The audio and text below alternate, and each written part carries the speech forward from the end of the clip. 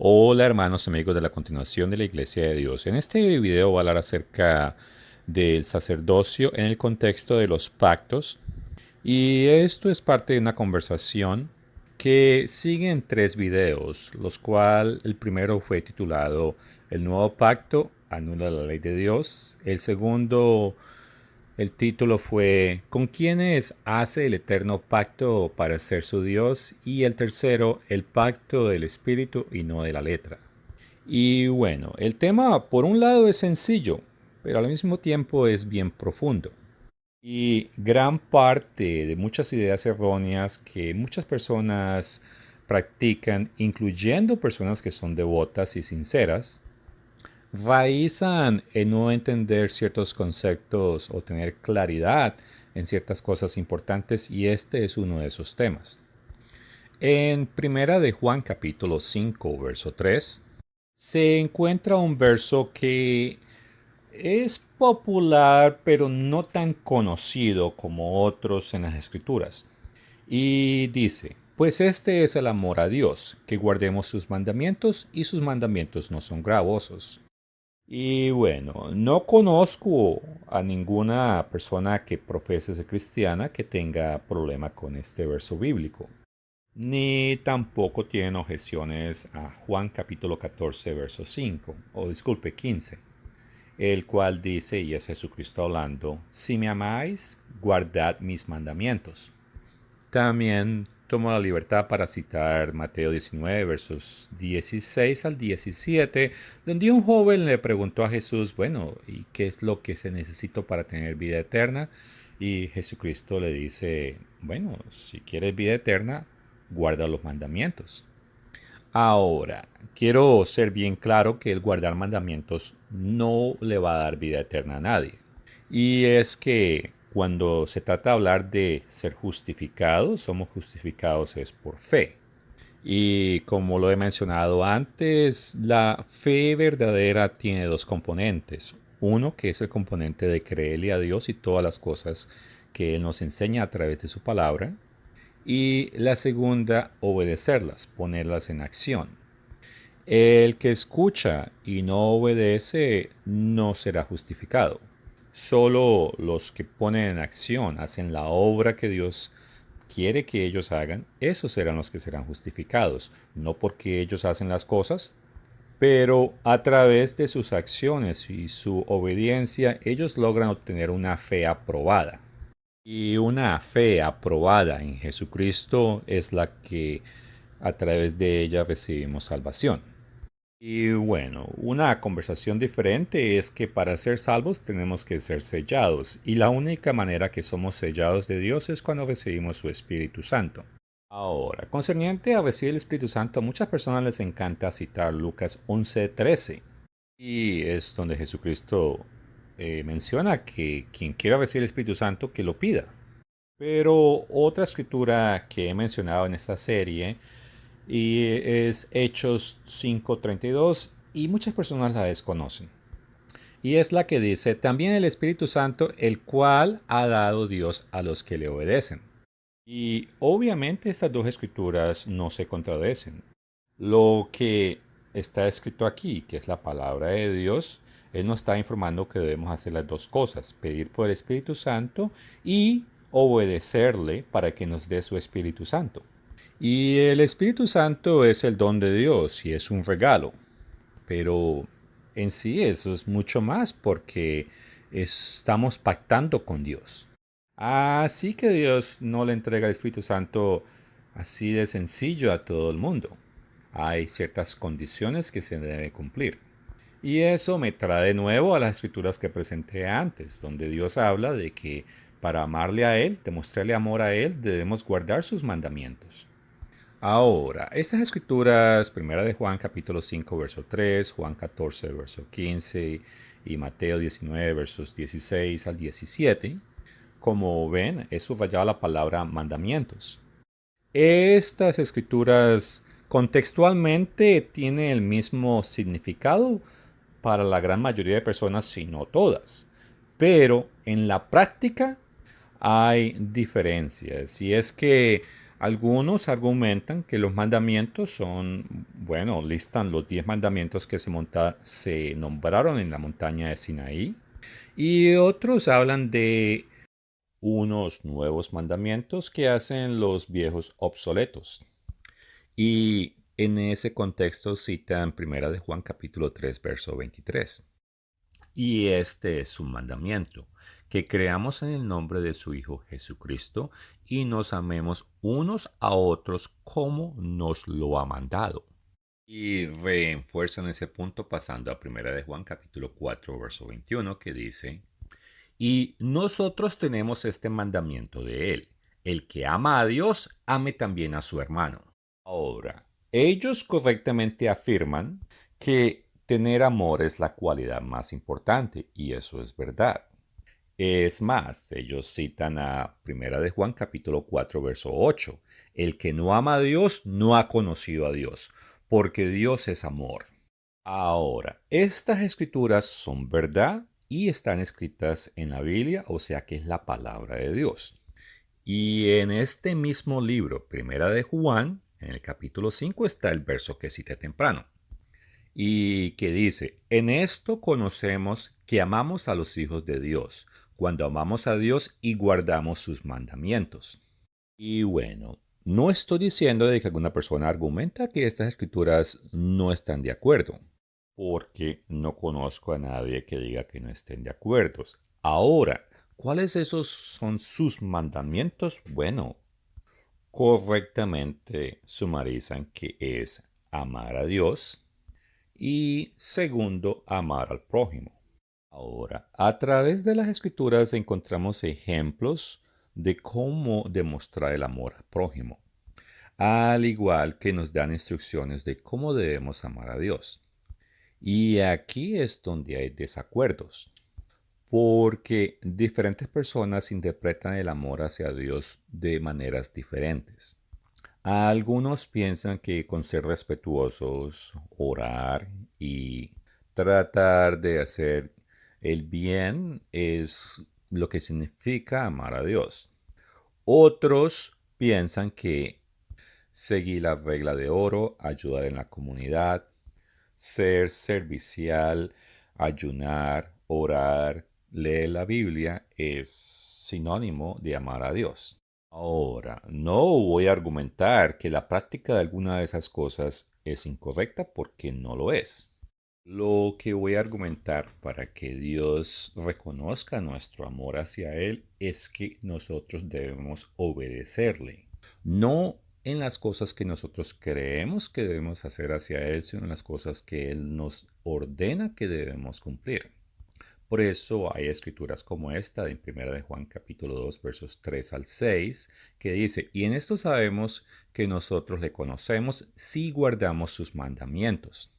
Así que es muy importante definir cuáles son los mandamientos de Dios, porque la relación entre nosotros y Dios depende en que si cumplimos o no cumplimos los mandamientos. El verso 4 nos enseña: el que dice yo le conozco y no guarda sus mandamientos, el tal es mentiroso y la verdad no está en él. El verso 5 es bien clave porque dice el que guarda su palabra.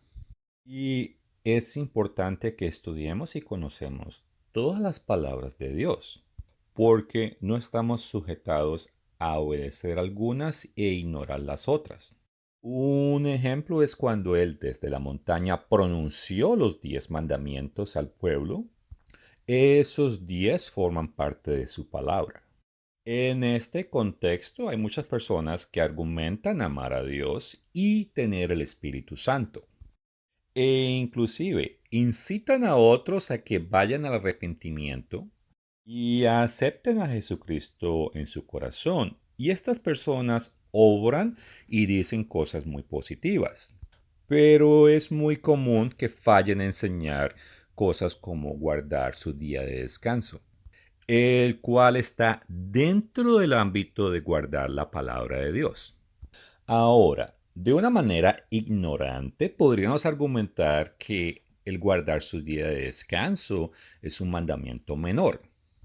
El punto es que regresando al verso 4, el que dice, yo le conozco y no guarda sus mandamientos porque a la luz de otras escrituras sabemos que el que quebranta un mandamiento es considerado como desobediente ante Dios. Y continúa en el verso 5. Pero el que guarda su palabra, en este verdaderamente el amor de Dios se ha perfeccionado. Y esta parte es clave. Por esto sabemos que estamos en Él. Y es que esto no tiene nada que ver con sentimientos ni emociones. Y hago ese comentario porque hay personas que dicen que ellos sienten el amor de Dios en su corazón y ellos sienten esa relación entre ellos y Dios. Y por tanto, esa es la prueba que ellos tienen en sus vidas de que ellos tienen el Espíritu de Dios. Y por eso hice el hincapié de que esas escrituras no están hablando de sentimientos. Es cierto que el Espíritu de Dios trae ciertos frutos y están listados, un ejemplo sería en Gálatas 5 versos 22 al 23. Y ciertamente estos son virtudes que Dios cultiva en los creyentes a través de su Espíritu. Pero el experimentar estas cosas no definen si conocemos a Dios y por lo tanto somos conocidos de Él. Pero el capítulo 2 de Primera de Juan está hablando de qué es lo que se requiere para conocer a Dios. Y en todas las cosas que he dicho, hago un paro para afirmar que Juan, cuando escribió acerca de los mandamientos en plural, él se refería a los 10 mandamientos, pero él también escribió acerca del mandamiento en singular. Y ahí se estaba refiriendo al amor, y el cual está vinculado con cumplir los 10 mandamientos. Y eso es lo que se está sugiriendo en Primera de Juan capítulo 5 versos 2 y 3. Y si alguien trata de enseñar que Dios cambió sus mandamientos o los modificó, esa persona no sabe de lo que está hablando, ya que si algo, los requisitos de los mandamientos ahora en vez de ser cumplidos en un plano carnal, tienen que ser cumplidos en un plano espiritual. Y con esto dicho, la característica principal de los falsos maestros, sea consciente o inconscientemente, es que no enseñan la ley de Dios en su totalidad. Y Primera de Juan capítulo 2 versos 3 al 6 habla de los requisitos que se deben de encontrar dentro de un verdadero maestro. Y con esto dicho, muchas veces creemos que los falsos maestros son muy difíciles de encontrar o en qué piedras están escondidos. Porque un instinto natural es que dentro del vecindario, aquellos que dicen ser pastores, uno no creerá que esas personas serán falsos maestros. Y los podemos probar escuchándolos si ellos enseñan todas las cosas que están en la palabra de Dios. Y por otra parte, ver cómo actúan. Y si ellos dicen que conocen a Dios y que aman a Dios y aman al prójimo, fácilmente pensaríamos que son personas correctas. Pero nadie lleno del Espíritu Santo de Dios se va a atrever a afirmar que no deben o no se necesita guardar todos los mandamientos del Señor, ni tampoco va a ser un descuidado de no guardar todos los mandamientos del Señor. Ahora, con todas esas cosas que he dicho, muchas personas van a estar confundidas porque inclusive algunas de estas personas que no guardan la ley de Dios en su totalidad, pero que son personas honorables y personas respetuosas, las cuales hablan de la persona de Cristo e inclusive sacrifican tiempo personal, tiempo familiar e inclusive puede que hasta pierdan oportunidades de trabajo por ciertas creencias. E inclusive muchos de ellos afirman tener el Espíritu Santo porque sienten que han experimentado los dones del Espíritu Santo. Y más allá, otros afirman que hablan en lenguas y que eso es prueba de que tienen el Espíritu Santo.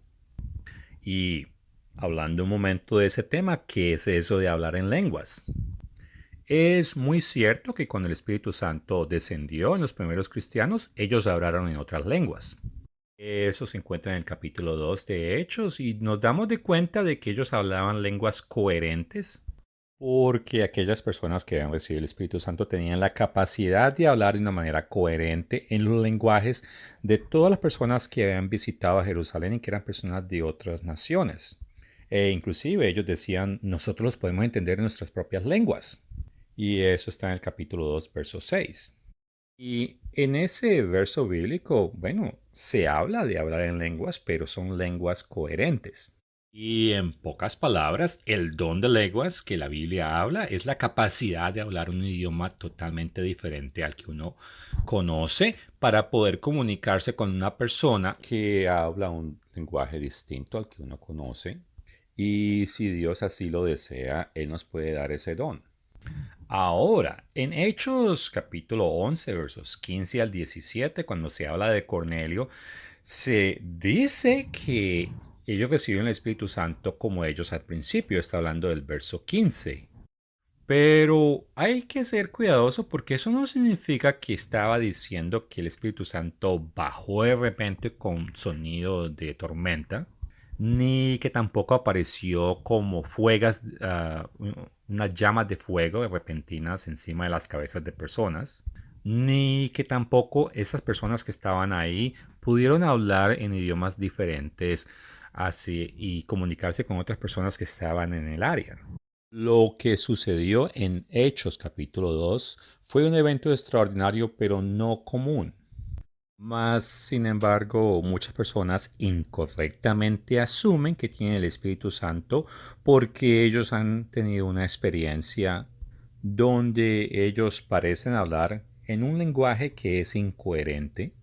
Y en total, todos debemos ser cuidadosos porque la palabra de Dios nos advierte que Satanás anda como un león rugiente, buscando a quien devorar sabiendo que él tiene poco tiempo. Y Satanás es el adversario, él está en acecho y no debemos olvidar que Jesucristo nos advirtió que iban a haber falsas doctrinas. Y hablando de Satanás en Efesios capítulo 2, verso 2, la escritura nos recuerda que es un ser espiritual y como tal, él puede pretender ser un portador de luz. E inclusive ha engañado a muchos a creer que ellos tienen una mejor luz o una luz muy maravillosa y que por lo tanto se han elevado a un plano espiritual superior. Y recordemos que Satanás tiene muchos ministros y hay algunos miembros dentro de su grupo que podrán enseñar ideas más seculares o ideas ateas, pero otros de sus miembros se comportan o tratan de hacerse parecer como si fueran ministros espirituales o ministros de justicia. Y por eso es muy importante utilizar la verdadera prueba bíblica y no centrar nuestra relación en Dios basado en sentimientos o experiencias religiosas. Muchas personas que leen Primera de Juan capítulo 4 verso 1, la cual dice probad los espíritus si son de Dios. El caso es que personas creen que eso significa que es que se les va a presentar un ángel y que les va a tratar de decir una mentira. Pero esta escritura va mucho más allá. Si cualquier espíritu nos hace sentir bien y se queda con nosotros e inclusive cuando estamos obrando de una manera equivocada o enseñando lo incorrecto, eso significa que no es de Dios. Ahora, concerniente a 1 Corintios capítulo 14, allí Pablo habla de que quisiera que todos hablaran en lenguas. Y en el verso 39 dice que no hay que prohibir a alguien hacer esto, y es que hablar en lenguas es una capacidad real. Pero en ese mismo capítulo es donde él dice que él prefiere hablar solo 5 palabras con entendimiento para poder enseñar a otros que hablar 10.000 palabras en una lengua desconocida. Y es que parece que los corintios se estaban volviendo fanáticos en tratar de hablar en otras lenguas, cuando inclusive no era necesario. Y eso significa que no debemos buscar hablar en lenguas por deporte. Pero, ¿por qué no? Bueno, el verso 4 habla de eso y dice que el que habla en lengua se edifica a sí mismo. O sea, busca el yo, la autobendición, la autoestimulación, lo cual es contrario de acuerdo al cumplimiento de la ley de Dios y que está basado en el amor que se aleja de uno mismo y que se dirige hacia Dios y hacia el prójimo y de cierta manera puede generar fácilmente una forma engañosa de pecado. O bueno, aunque esas cosas son importantes, me he desviado mucho del video, ya que estaba haciendo referencia al pacto de Dios y en exclusivamente al sacerdocio. Pero brevemente hablé de que las personas piensan que la ley que incluyen elementos como por ejemplo los 10 mandamientos que fueron pronunciados en la montaña de Sinaí, que esos han cambiado, lo cual es falso. Pero hay muchos falsos maestros que enseñan eso. Y ellos mismos, al igual que sus seguidores, son engañados por espíritus, los cuales los hacen sentir experiencias religiosas e inclusive hablar como lo que se conoce el fenómeno de hablar en lenguas. Y estas personas tienen como prueba en sus vidas personales esos eventos de que ellos están en la verdad. Y regresando a la ley de Dios no cambió, pero sí hubieron ciertos cambios. Y uno de esos fueron concerniente al sumo sacerdote. Y el libro de Hebreos nos habla de eso. En el capítulo 3, versos 1 al 3, habla de que Jesucristo es nuestro sumo sacerdote. Antes el sumo sacerdote era una persona, la cual siempre era limitado por tiempo porque pues cumplía cierta cantidad de años y era reemplazado por alguien más. Y todos venían de la misma genealogía que era de la tribu de Levi. Eso sí, quiero hacer el hincapié de que tanto como lo era en el pasado o en el presente, de todas maneras se necesita un sumo sacerdote. La gran diferencia es que nuestro sumo sacerdote es espiritual, es perfecto y es permanente. Ahora, en el primer siglo, Moisés era el gigante histórico del judaísmo.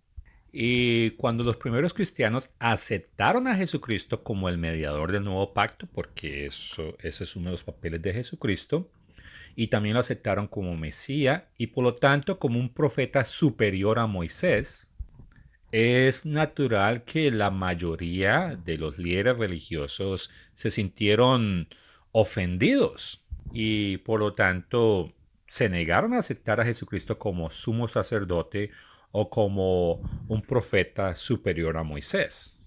Y en el libro de Hebreos se explica por qué es que la superioridad del sacerdocio de Cristo sobre el sacerdocio del sumo sacerdote de los levíticos, los cuales habían sido designados bajo el pacto de Sinaí. Y por eso es que el libro habla de las distinciones del pacto de Sinaí y el nuevo pacto. Ahora, los judíos del primer siglo, ellos anhelaban que un profeta superior a Moisés apareciera en su vida, pero ellos lo esperaban a ellos como un gran líder militar para que los ayudara a liberar de su ocupación romana.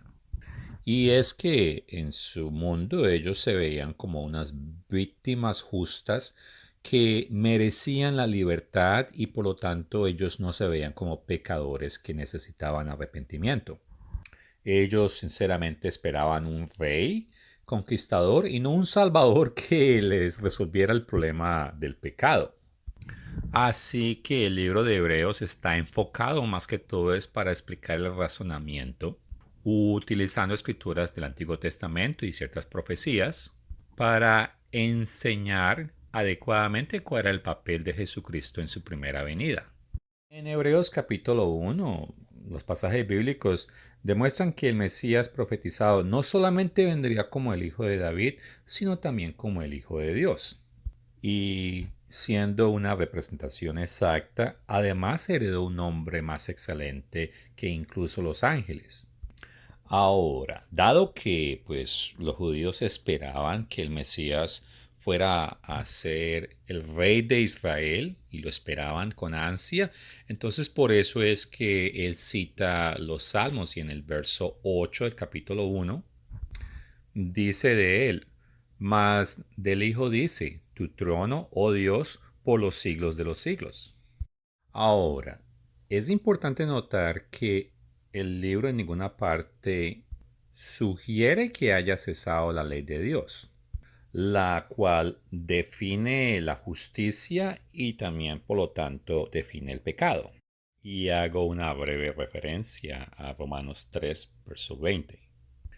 Pero en Hebreos 10, versos 26 al 27, nos explica que si pecamos voluntariamente después de haber recibido el conocimiento de la verdad, ya no queda más sacrificio por los pecados, sino una horrenda expectación de juicio y de hervor de fuego que ha de devorar a los adversarios.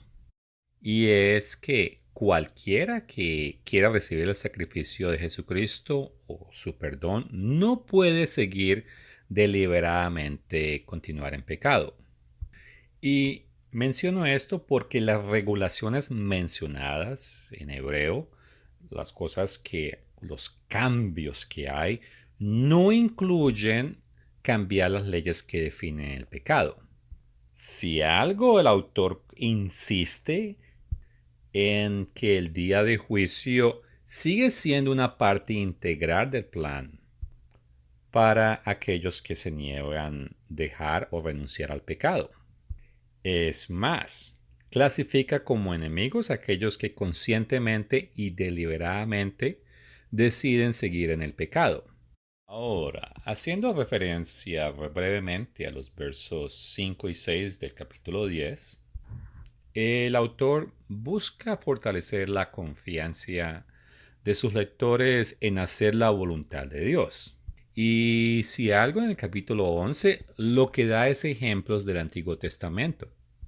Y lista es personas que tuvieron la fe para hacer lo que Dios les mandó, inclusive en circunstancias difíciles.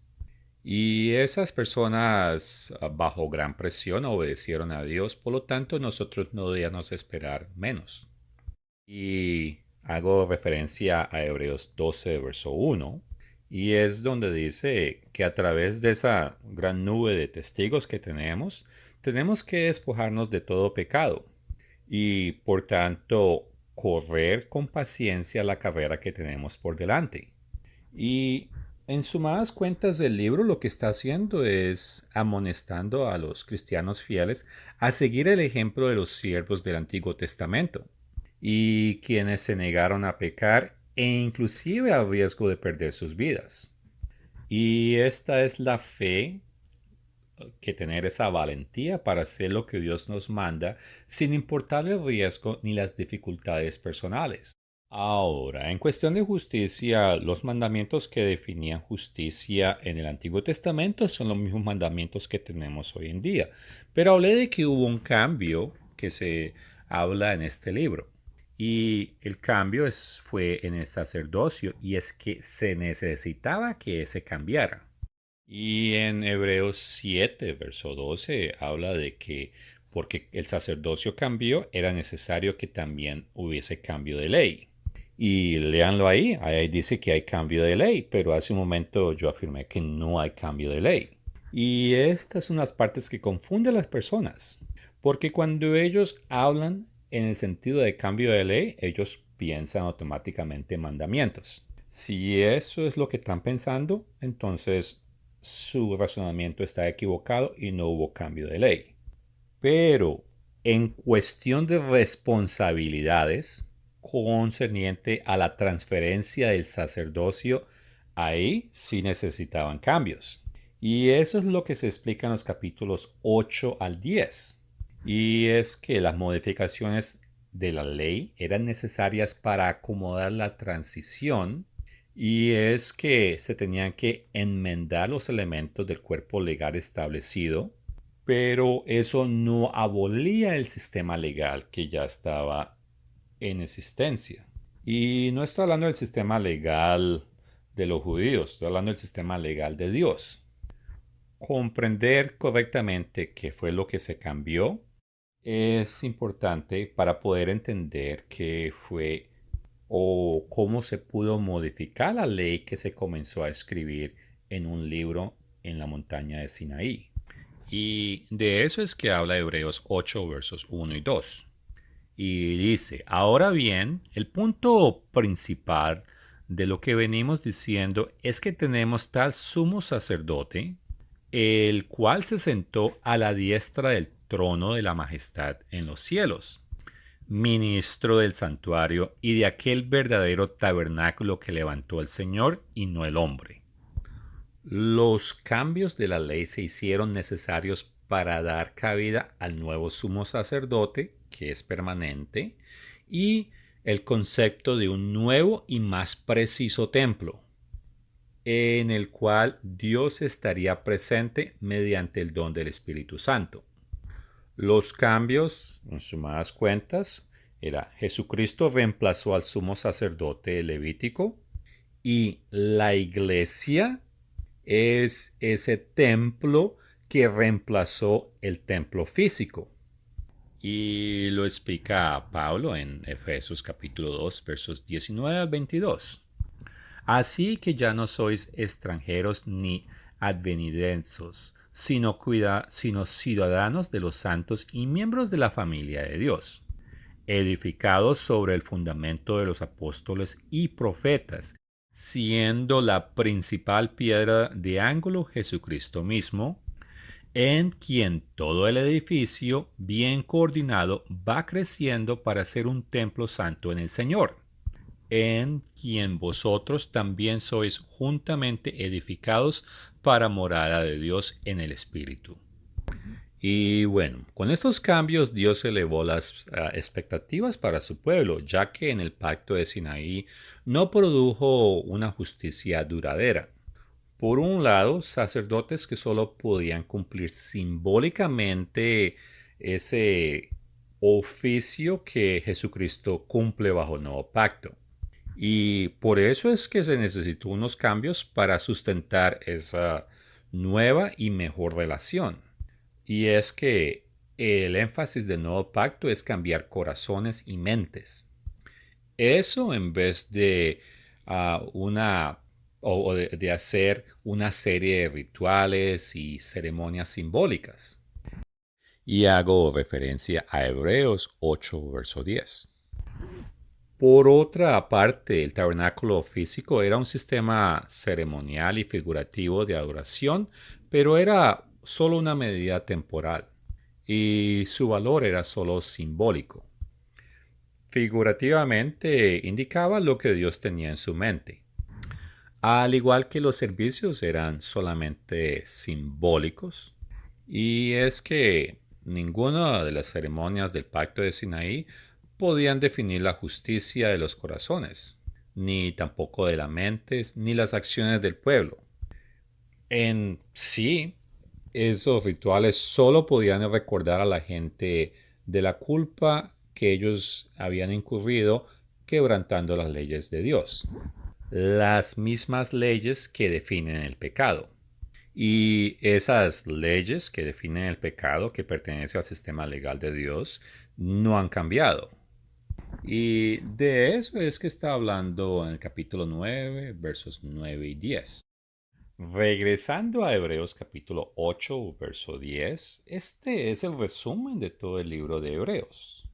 Una nueva relación con el pueblo era el enfoque y se necesitaban ciertos cambios en la ley para pasar de lo temporal a lo permanente y de lo físico a lo espiritual.